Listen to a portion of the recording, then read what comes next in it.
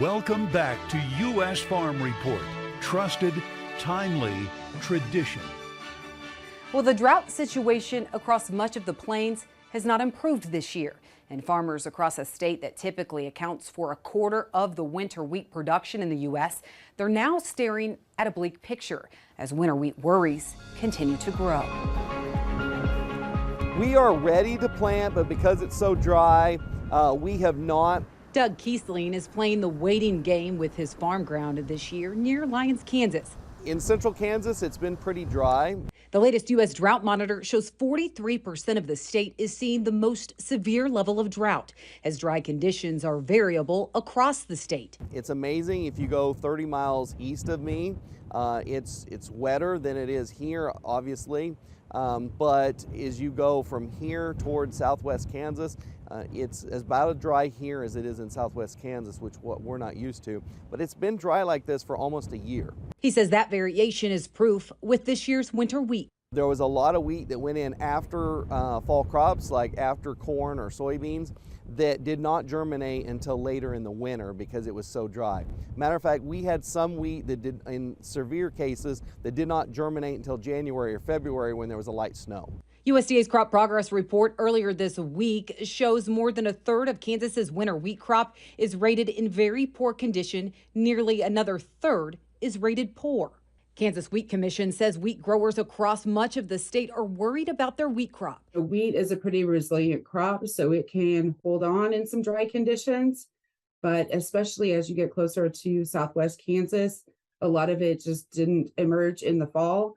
And coming out of dormancy, it needs some moisture to start growing again, and it's just not receiving any of that moisture that it needs. The Wheat Quality Council will hold its annual wheat tour across Kansas in mid-May, a time when more mature wheat will give a better estimate of the quality and quantity of this year's crop. I think as we get farther to the west, end up in Colby that first night, and then that second day where we go from Colby to Wichita through southwest Kansas, we're really going to see some tough conditions and some abandoned fields. Nationally, the crop progress report showed 27% of the country's winter wheat crop is rated good to excellent. This is probably one of our weakest crop progress reports for conditions in 40 years. I mean, this is tied with 1996 in some states. And 1996 was a pretty poor year for wheat producers. University of Missouri Extension economist Ben Brown says the eastern half of the country is seeing strong wheat conditions, with more farmers in states like Illinois, Ohio, and Michigan potentially taking that crop to harvest. On the other side of the scale, I wouldn't be surprised to see some pretty strong abandonment in places like the panhandle of Texas, Oklahoma, and southwest Kansas. Kiesling isn't sure just how much of his crop will need to be abandoned, as he says it's just too early to know. But across the state, severe drought-stricken fields aren't showing much promise. I think there's no question there's going to be some abandonment, probably higher than a lot of years, because that wheat just isn't up and it's not growing. What makes that reality so hard is the current price of wheat, even if some question if today's prices truly reflect how bad this winter wheat crop really is.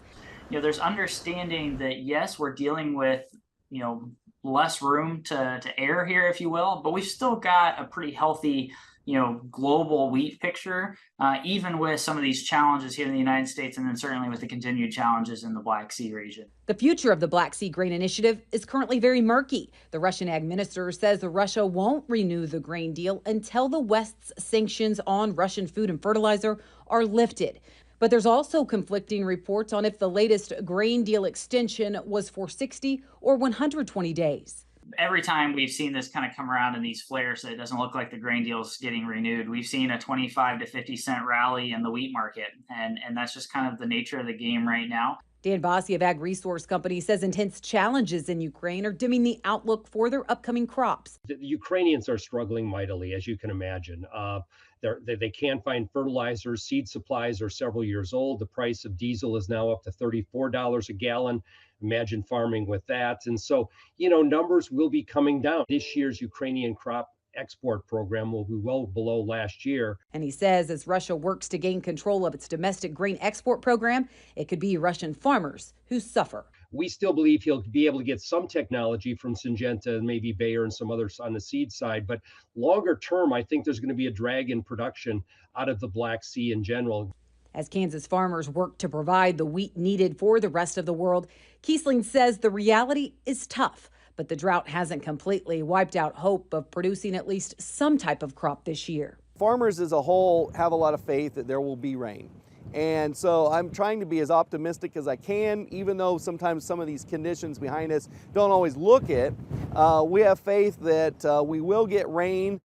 Well, we'll dig into wheat prices a little more during our roundtables next. U.S. Farm Report.